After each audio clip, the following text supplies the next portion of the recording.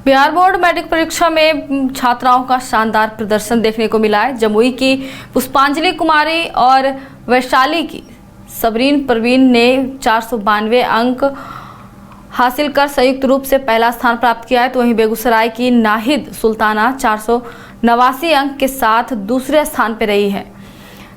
Top 10 में भी छात्राओं की मजबूत उपस्थिति ने एक बार फिर उनकी शैक्षणिक बढ़त को साबित कर दिया। इस वर्ष बिहार विद्यालय परीक्षा समिति के द्वारा आयोजित मैट्रिक परीक्षा में कुल 15,10,928 छात्र छात्राएं शामिल हुए थे, जिसमें 7,84,871 छात्राएं और 7,26,057 छात्र थे, जिसमें कुल 12,35,743 परीक्षार्थी सफल हुए हैं, जिससे इस साल का कुल पास प्रतिशत 81.79% दर्ज किया गया है।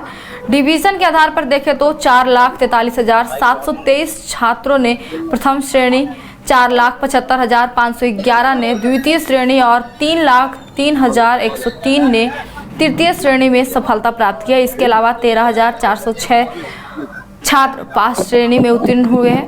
खास बात यह रही है कि इस बार भी छात्राओं की संख्या और सफलता दर दोनों में बढ़त देखने को मिली है। और किसी ने जो छात्रों के बारे में जो आपने पूछा था संख्या कितने शामिल है, मुझे कहता हूँ कुल 15,10,928 विद्यार्थी इस मैट्रिक परीक्षा स्वागत है। आज के इस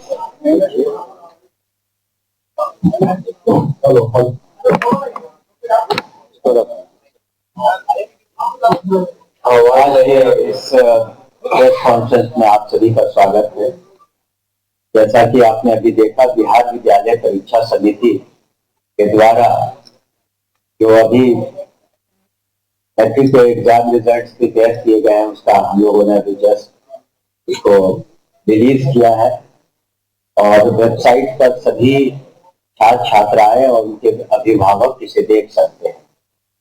और हम बिहार विद्यालय परीक्षा समिति के अध्यक्ष श्री आनंद किशोर जी को और उनकी टीम को बधाई भी देना चाहेंगे कि बिहार पहला राज्य है जहां हम लोगों ने इंटरमीडिएट का और मैट्रिक का एग्जाम दोनों मार्च महीने में ही निकाला है और 12 दिनों के मूल्यांकन के पश्चात हम लोगों ने ये रिजल्ट प्रकाशित किया है।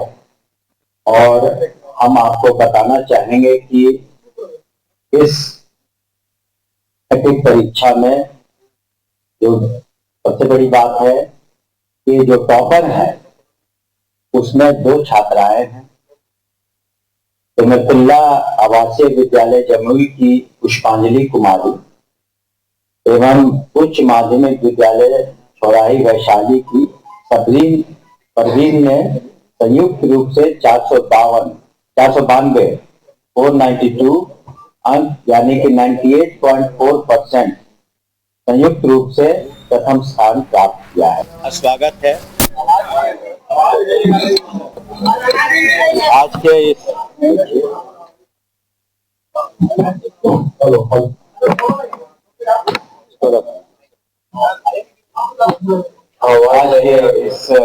प्रेस कॉन्फ्रेंस में आप सभी का स्वागत है। भारतीय जनता पार्टी के नेता नितिन नवीन राज्यसभा सदस्य निर्वाचित हो चुके हैं, इसलिए उन्हें बिहार विधानसभा की सदस्यता से इस्तीफा देना अनिवार्य है। उनका इस्तीफा आज होने की संभावना थी। बिहार विधानसभा के अध्यक्ष प्रेम कुमार ने बताया कि उन्हें इस्तीफे की सूचना उस समय मिली जब वे दिल्ली में एक राष्ट्रीय स्तर के इनोवेशन कार्यक्रम में शामिल थे। उन्होंने बताया कि नियमों के अनुसार इस्तीफा देने की अंतिम तारीख 30 मार्च तक है। उन्होंने यह भी स्पष्ट किया कि वर्चुअल इस्तीफा देने का कोई प्रावधान नहीं है। तो वहीं नीतीश कुमार को लेकर पूछे गए सवालों पर प्रेम कुमार ने कहा कि वो विधान परिषद के सदस्य हैं और इस विषय में उन्हें कोई विशेष जानकारी नहीं है। मैं रात में वापस आ गया था, एक अचानक आवश्यक कार्य से चले गए दिल्ली जाकर के, इससे आज उनका इस्तीफा टल गया जाकर के। अब जल्दी जो भी तिथि निर्धारित होगी जाकर के उनका इस्तीफा दिया जाएगा। कल डेट ये माना गया कि 14 दिन कल लास्ट डेट है। समय भी है, आज तारीख 29 मार्च। मेरी जानकारी में है 30 मार्च तक देने का जो प्रावधान जाकर के वक्त अभी है, समय जाकर के है।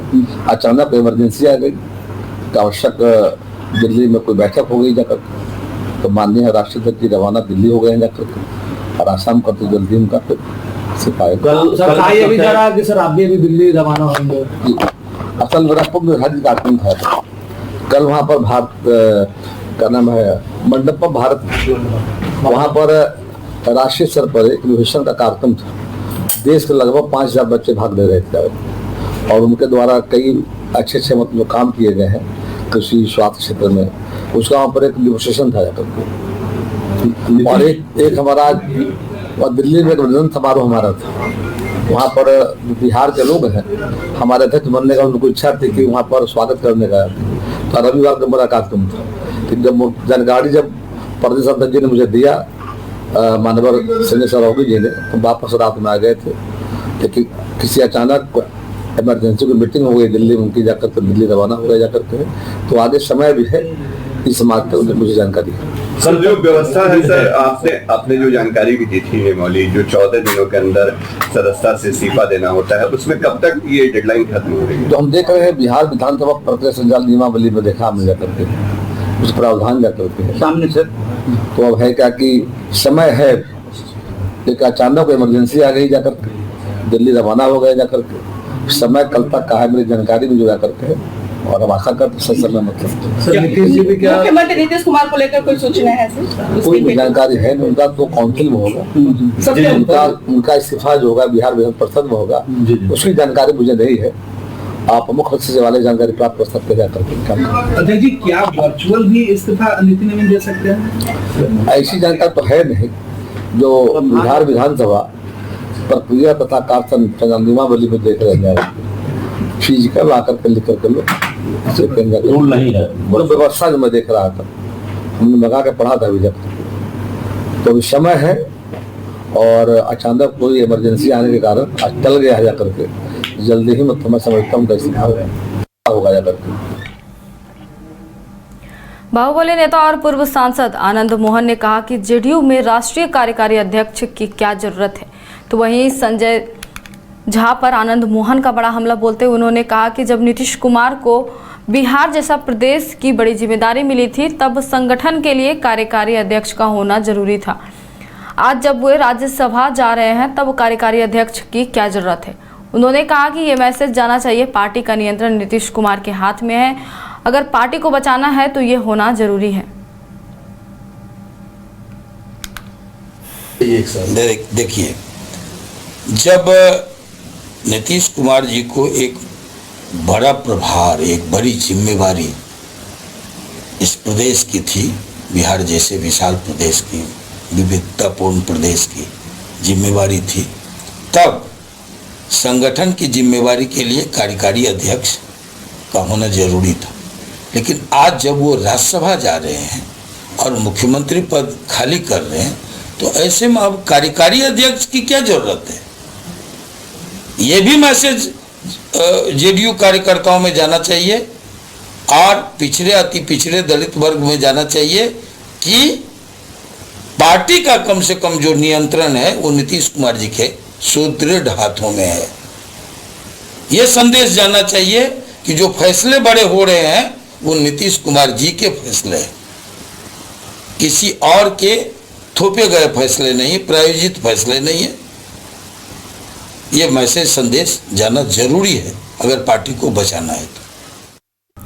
पटना एयरपोर्ट पर मीडिया से बातचीत करते हुए दिनेश लाल यादव निरहुआ ने कई अहम राजनीतिक मुद्दों पर अपनी प्रतिक्रिया दी है। उन्होंने नीतीश कुमार के दिल्ली जाने पर कहा कि उन्होंने बिहार को आगे बढ़ाने का काम किया है और चाहे वो दिल्ली में रहे या फिर कहीं और, बिहार के लिए काम करते रहेंगे। वहीं खेसारी लाल यादव के राजनीति से दूरी बनाने के बयान पर भी निरहुआ ने कहा कि राजनीति में सच्चे लोगों की जगह होती है, नॉनसेंस लोगों की नहीं। भोजपुरी कलाकारों के बीच विवाद को लेकर उन्होंने कहा कि उनके बीच किसी तरह का भेदभाव नहीं है।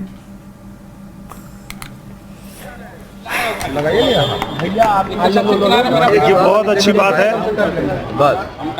और हमारे बिहार को चमकाने के बाद बिहार को मजबूत बनाने के बाद अब जो है हमारे आदरणीय नीतीश कुमार जी अब राज्यसभा जा रहे हैं। हम सब की शुभकामना है, पूरे बिहार की शुभकामना है। और बिहार को जैसे उन्होंने यहाँ रह के चमकाया, मुख्यमंत्री के रूप में रह कर के बिहार को मजबूत बनाया है, वैसे वो जहाँ भी रहेंगे बिहार के लिए काम करते रहेंगे। उनके पुत्र राजनीति में आए हैं, निशांत कुमार आए हैं, क्या सीएम बनने के लिए उनकी पार्टी की तरफ से लगातार कहा जा रहा है?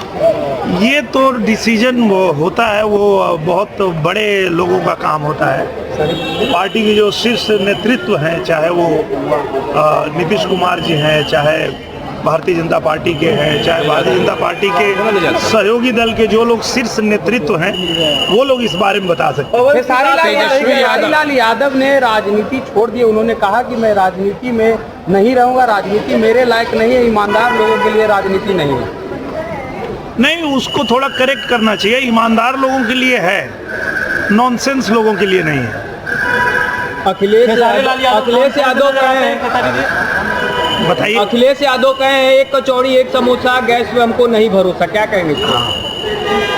मुझे लगता है कि ऐसी बातें करके ये लोग अपनी नीयत बताते हैं।